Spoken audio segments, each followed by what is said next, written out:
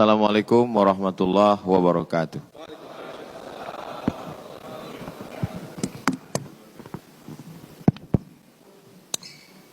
Alhamdulillah, Allahumma salli ala Sayyidina Muhammad wa ala ali Sayyidina Muhammad.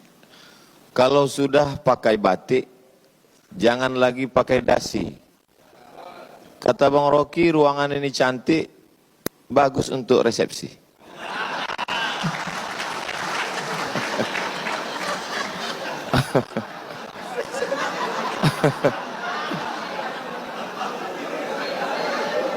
Jadi memang dalam tradisi Melayu ada yang disebut dengan membalas pantun. Jadi itu tadi hanya sekedar membalas karena Bang Rocky berpantun tadi kita balas.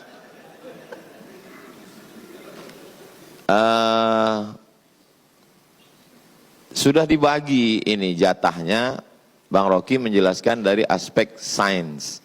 Saya diminta menjelaskan dari aspek agama. Tapi setengah dari pembahasan saya sudah diambil Bang Rocky. Ada beberapa istilah yang sudah dia pakai. Saya hitung itu tadi. Yaumil akhir, siratal mustaqim, inna rabbaka labil mirsad. Itu. Dalam hati saya, ini kalau lama sedikit habis bahan saya ini.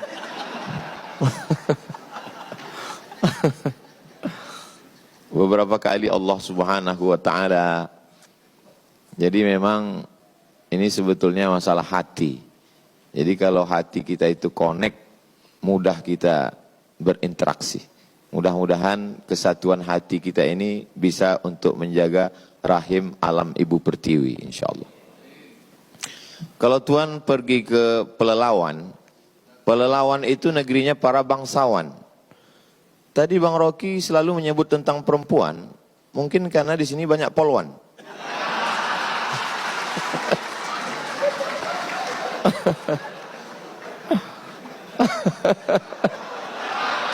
So sweet, so sweet.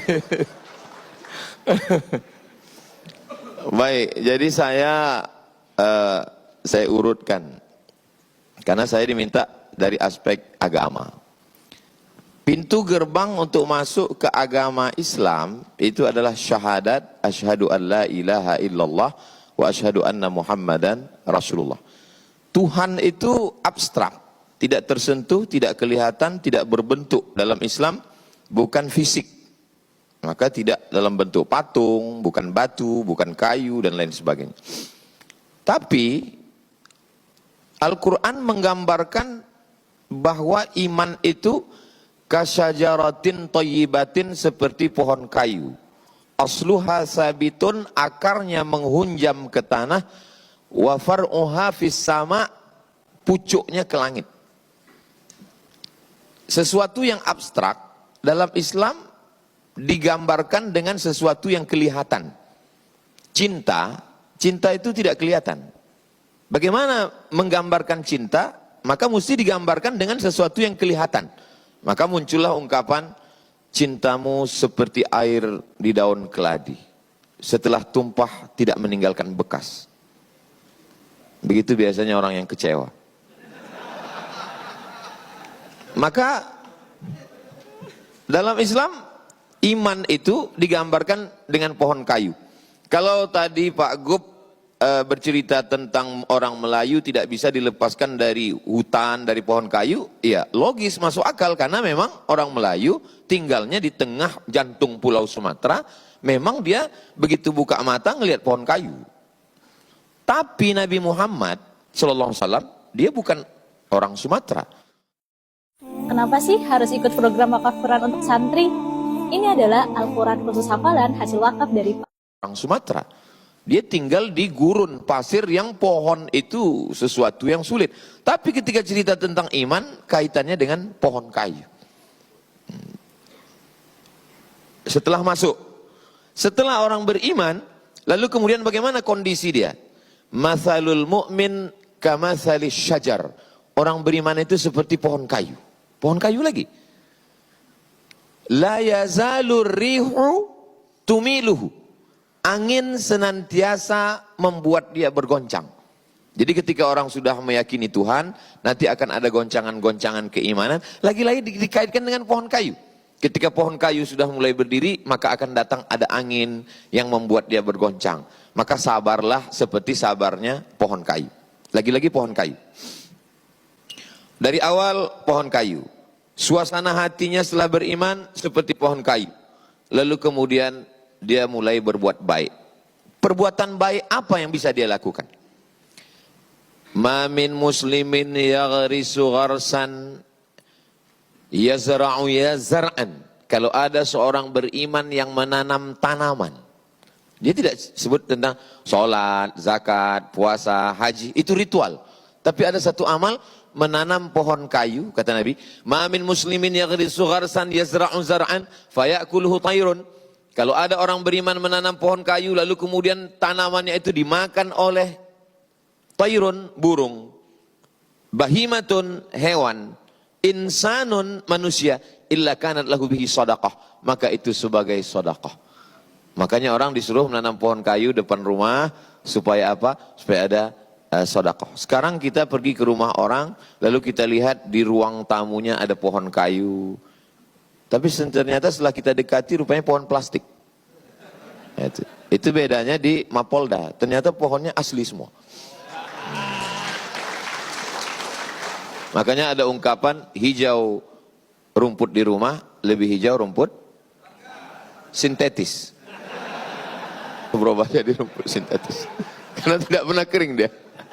Memang sekarang semua penuh dengan kepalsuan. Yang asli itu hanya di Mapolda. Lalu kemudian bagaimana dengan dosa? Dosa itu adalah judi dan seterusnya. Tapi orang lupa. Nabi mengatakan, man qata'a sidratan, siapa yang memotong satu batang pohon sidir. Pohon sidir biasanya tumbuh di tengah gurun pasir, ada unta yang bernaung di bawah, orang musafir dia berhenti sejenak. Siapa yang memotong sebatang pohon sidir, sawwaballahu ra'sahu finnar, maka kepalanya nanti akan disungkurkan ke dalam api neraka.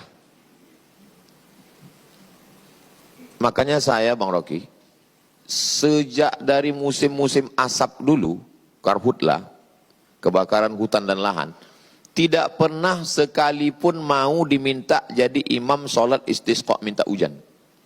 Enggak pernah sekalipun. Kenapa saya tidak mau? Karena yang membakar itu ikut sholat.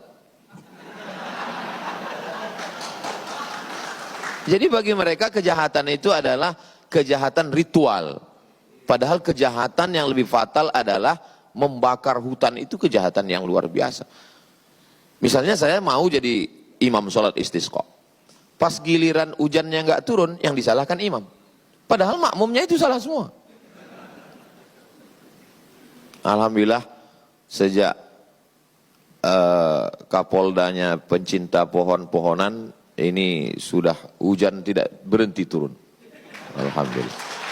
Beliau ini Kapolda, ketua polisi dakwah. Lalu kemudian bagaimana dengan pahala? Pahala itu adalah sholat, puasa, haji, zikir, baca Quran, ritual. Ada sisi lain tentang pahala. Idza waqa'at ala ahadikumul qiyamah, kalau kamu sudah mau mati. Wa fi yadihi fasilah, di tanganmu ada bibit korma. Falyaghrisha, tanamkanlah. Kalau kita udah mau mati, untuk apa kita nanam kurma? Kita tidak akan pernah menikmati manis buahnya. Kita tidak akan bisa bernaung di bawah daunnya yang rimbun. Tapi kenapa kita disuruh menanam? Karena kita menanam bukan untuk kita, tapi kita wariskan untuk orang di masa akan datang. Kalau kita dulu mewarisi pohon gaharu, pohon cendana, sudah gaharu cendana pula, sudah tahu betahnya pula. Tapi sekarang apa yang kita akan warisi ke anak cucu kita? Saya masih melihat di dalam hutan Riau, orang Melayu memotong batang pohon cendana gaharu untuk mencari gaharu yang ada di dalam.